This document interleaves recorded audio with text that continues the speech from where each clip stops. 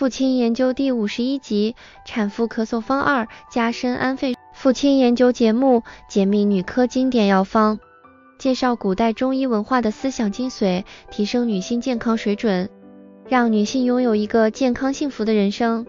本期节目介绍父亲研究第51集，产妇咳嗽方2，加深安肺生化汤。父亲主女科写加深安肺生化汤。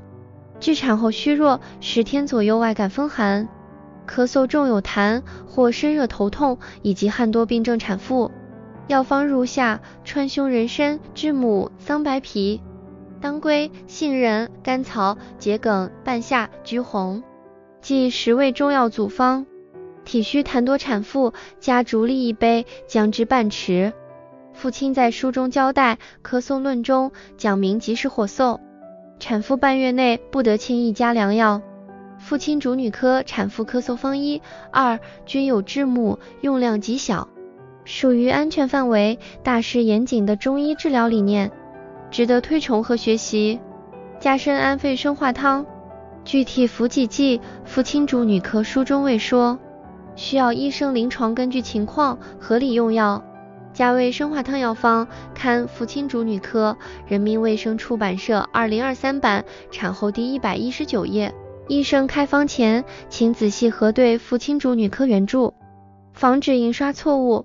有不懂处向有经验的中医和中药师请教。喜欢本视频节目的网友请点赞关注，方便收看当天播放的新内容。